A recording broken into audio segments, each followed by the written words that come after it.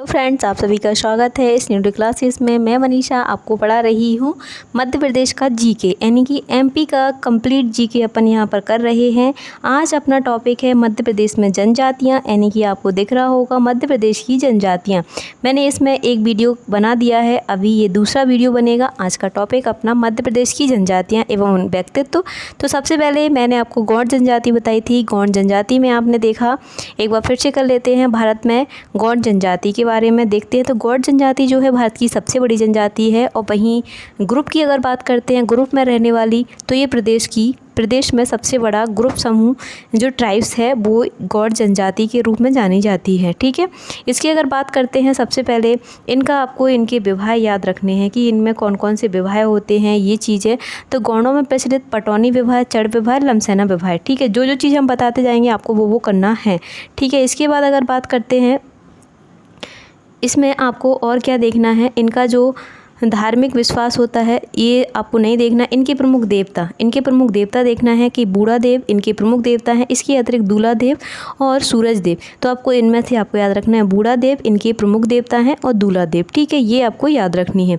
इसके बाद आपने देख लिया था कि यहाँ पर अगरिया इनकी उपजातियाँ देखना है। अगरिया, प्रधान, कोयला, भूतिस, ओझा, सोलाहस, ये गौड़ों की प्रमुख उपजातियाँ हैं। ये पार्ट आपको देखना है, याद करना है इसको अच्छे से।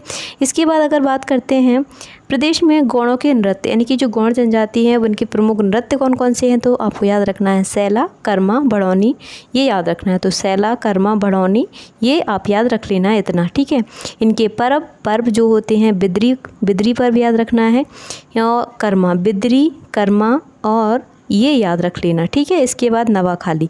अब आते हैं भील। तो मैंने आपको पहले ही बता दिया था कि भील जनजाति जनसंख्या की दृष्टि से भारत की दूसरी और प्रदेश की सबसे बड़ी जनजाति है। तो प्रदेश यानी कि एमपी की बात करते हैं तो बड़ी है, सबसे बड़ी है, और देश में अगर बात करते हैं तो ये दूसरे नंबर की है। ठीक है, अब भील शब्द की उत्पत्ति द्रविड़ भाषा में भील से हुई है। भील का मतलब होता है धनुर्धारी, मतलब जो धनुष धारण कर रहे होते हैं उनको भील कहा जाता है। तो ये क्वेश्चन भी पूछा गया है कि भील शब्द की उत्पत्ति तो नहीं पूछी गई, लेकिन धनुर्धारी किन्हें कहते हैं, गौड़ों को या भीलों को, तो आपको याद रखना है भील को। ठीक है, इसके बाद अगर बात करते हैं, यह मध्य प्रदेश के पश्चिमी एरिया, जैसे अगर बात करते हैं तो ये पश्चिम वाले एरिया में रहते हैं, इस वाले एरिया में देखने को मिलते हैं। तो इनके नाम आपको याद रखना है, जिलों के धार में, झाबुआ में, खरगोन में, बड़वानी में ये निवास करते हैं। अब इनका जो निवास स्थान होता है उसको, इनके निवास स्थान को ये लोग क्या कहते हैं, फाल्या कहते हैं, तथा इनके बड़े गांव को पाल कहते हैं। मतलब ये जो इनका निज स्थान होता है, मतलब यहाँ ये रह रहे हैं, इसको बोलते हैं फाल्या। वहीं इस तरीके से गाँवों का एक ग्रुप आ जाए, बड़ा एक गाँव आ जाए, इस तरीके से बड़े गाँव को क्या कहते हैं, ये पाल कहते हैं। वहीं छोटा सा गांव, 2 या 3 घर हो गए इस तरीके से, उसको कहते हैं फला कहते हैं। तो तीनों शब्द याद रखना है। इसके बाद अगर बात करते हैं तो भीलों की जो स्त्रियां या भील जनजाति सबसे ज़्यादा रंग प्रिय और सबसे ज़्यादा गुदना प्रिय होती है। ठीक है, बहुत ज़्यादा रंग बिरंगे वस्त्र पहनते हैं और बहुत ज़्यादा गुदे हुए होते हैं। ठीक है, भील जनजाति का जो प्रिय खाद्य पदार्थ है वो राबड़ी है, ये याद रखना है, ये क्वेश्चन भी पूछा गया है।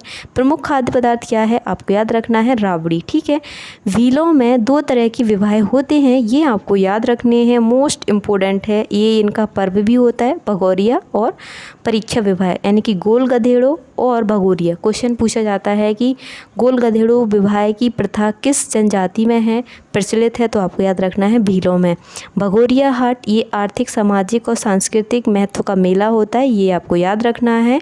ठीक है, भीलों का धर्म आत्मवादी, मतलब ये जो होते हैं अपनी आत्मा में विश्वास रखते हैं, मतलब ये, ठीक है, ये याद रख सकते हो, कोई परेशानी नहीं है। लेकिन आपको इनका उत्सव याद रखना है, गोल गधेड़ो इनका विवाह भी होता है और भगोरिया हाट भी इनका वो उत्सव भी होता है। इसके बाद आपको याद रखना है, इनके द्वारा की गई कृषि ची माता कहलाती है। देखो, भील जनजाति आपके लिए मोस्ट इम्पोर्टेंट है, और गौड़ जनजाति, जो हम आपको पॉइंट बताते जा रहे हैं उनको प्लीज़ अच्छे से याद कर लेना है। क्या कर लेना है, अच्छे से पढ़ लेना है, एक ही बार तो आपको पढ़ना है अच्छे से। वहीं अगर बात करते हैं, भील जो कृषि करते हैं उसको ची माता कहते हैं। ठीक है, ये आपको याद रखना है। अब इसमें अगर बात करते हैं भीलों की उपजातियाँ, क्या भीलों की उपजातियाँ हैं बरेला, रथियास, बैगास, पटेलिया। अगर आप जेल प्रहरी के पेपर लगा रहे होंगे तो उसमें ये क्वेश्चन आपको कईयों बार टकराए होंगे कि निम्न में से कौन सी उपजाति भीलों की है, निम्न में से कौन सी जनजाति जो उपजाति है वो गौड़ों की है, अलग अलग जातियों की है। तो आपको याद रखना है बरेला, रथियास, वैगास, पटेलिया, भिलाला, ये किसकी है? आपको याद रखना है भीलों की उपजातियां हैं। इनके नृत्य और पर्व मैंने आपको पहले ही बता दिया है। भगोरिया इनका पर्व भी है, भगोरिया इनका विवाह भी है। और डोड़ा, गढ़वा, घूमर याद कर लेना। घूमर जैसे आपको पता है राजस्थान में काफ़ी प्रचलित है, और गौरी। ठीक है, ये हो गया आपका भीलों का। अब आते हैं बैगा। जो 3 जनजाति एमपी में मोस्ट इम्पोर्टेंट मानी जाती हैं, जो क्वेश्चन काफ़ी कवर करवाती हैं, वो है आपको पढ़ना है। ठीक है, अब इसमें आना है आपको क्या देखना है सबसे पहले बैगा। बैगा जनजाति द्रविड़ जनजाति, मतलब बैगा जो है द्रविड़ वर्ग की जनजाति है।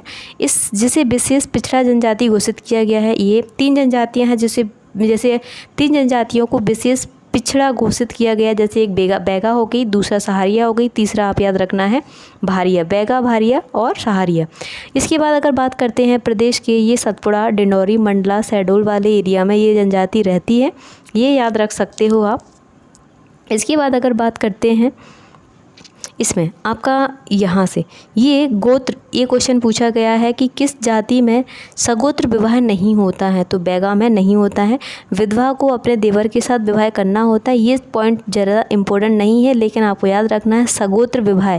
और बैगा यानी कि जो है ये पिछड़े वर्ग की जाति घोषित की गई है, जनजाति घोषित की गई है ये। इसके बाद अगर बात करते हैं इसमें और क्या इम्पोर्टेंट है, बैगा का जो भोजन होता है, ये पूछा जाता है कि सुबह का भोजन बासी किस जनजाति से संबंधित है? तो बैगा से।